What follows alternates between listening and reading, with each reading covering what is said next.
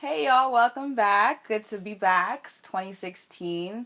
So I'm getting back into these videos now, and today this is the video that I've been waiting to kind of get to you. Remember there was a video that I said was coming and it was all these technical issues, and this is the one. This is the seminal topic. This is the thing that we need to be talking about to get this whole process started.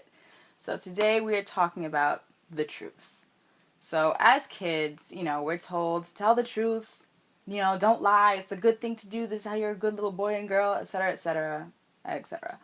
But then as we were going around being our little truth-telling virtuous selves, then we'd say something a little too truthful, right? And then our parents are like, whoa, whoa, hold on. Okay, so let's not tell the whole truth. We're conditioned to sell these little white lies, right? Just like, tell the truth, but make sure it's nice. Tell the truth, but make sure you're not hurting somebody's feelings. Tell the truth, but not the whole truth. And that becomes an issue, I think, as we kind of grow older later on in life, because then we're taught and we've been conditioned to believe that other people's feelings or their opinions are a little more important than the actual truth. Now, this is not saying that I want you guys to go out and be assholes and just be like, you look bad, this is crazy, ha ha ha. Like, no, this is not what I'm telling you to do. There's a way to be honest but still be compassionate, right?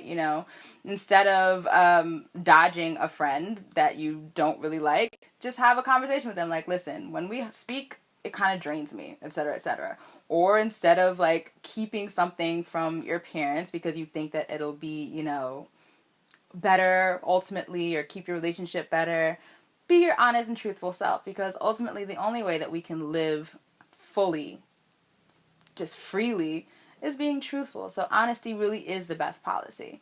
And so, at first it might be a little bit challenging, being honest with others, putting your truth in front of their feelings, but it gets less and less challenging as you go along.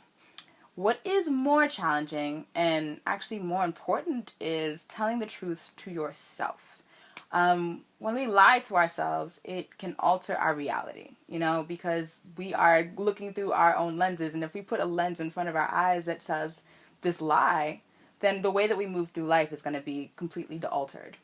And the thing about the lies, I'm sure some of you are out there that's like, I don't lie to myself. And none of us maliciously or purposely tell ourselves lies. Like, that would be kind of crazy.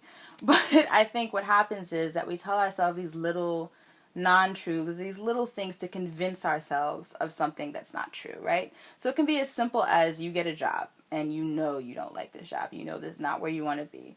But over time, you tell yourself these little things to convince yourself of why you actually like it or why it is right for you. It's like, oh, well, the people aren't that bad, and the insurance plan is pretty great, and et cetera, et cetera. And you just kind of build yourself up into this completely alternate reality of what is truly what you feel. You kind of bury the truth underneath practicality, underneath consideration for others' feelings, underneath all of these things that seem important and make you probably a good person. These are the things that we're told make us good people, but ultimately they detract from who we are fully, really, as people.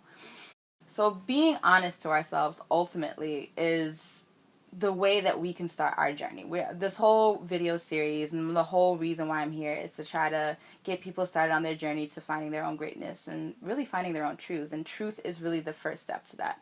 Once you start uncovering your truth and recognizing what is it that I actually really want, outside of all of the things I've been conditioned to believe, outside of all of the things that my family wants, outside of all the things that I no longer think I have time to do or I don't have the confidence in myself to do. What was that thing that was really what made me come alive? The quiet things in the corner of your mind that you don't even think about until it's dark and no one's really around to see you because you're that terrified of the truth, right?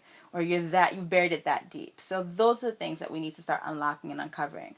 And that's a hard process. It's not easy. It's not something that's going to be like lickety split. Okay, now I'm starting to tell the truth and I'm done in 6 months. It's something that will be continuous. It's something that as you become more aware of your truths, of your feelings, as simple as, I don't really want to go to this party. I'm just going to this party to make someone happy. Those simple things, once you start seeing those things coming up in your everyday life, that's when you start to recognize, okay, I'm starting to be truthful with myself. I'm trying to be honest with myself. And bigger and deeper things wind up uncovering. It's like a spiral process. As soon as you keep going, there's another level to go to. But it's ultimately just bringing us better to where we want to be.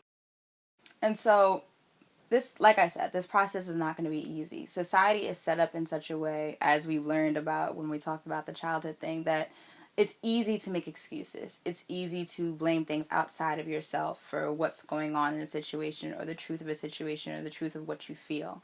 But reclaim the power of being able to choose the truth. Honestly, once you recognize that, even though it seems that telling the truth might not be a choice, it's like, oh, if I tell the truth then all these bad things will happen, therefore it's not a choice. Still a choice. You're still making a choice to tell the truth or not. And once you reclaim the power of saying, I am making this choice to be honest, I'm making this choice to be myself, it's one of the most amazing feelings, and it's one of the most affirming things. And if you're worried about feelings of the others or people who love you, recognize that I also feel like truth is love. And if someone truly loves you, someone claims to be there for you in that way, they're going to love the truth about you. They love you fully. And that's, I think, the key to it all. That's an easy process. Ultimately, it feels like, oh my God, I'm going to alienate all these people. But I think of it more as a weeding out process. Who's really down for you? So that's really my quick bit about truth. If you guys want to get deeper into this, I do have a companion piece on my website, Natali.Nicole.com, that gets a little bit deeper into some examples and what exactly this all looks like. But please check that out when you get a chance. And love and light to you all. See you next time.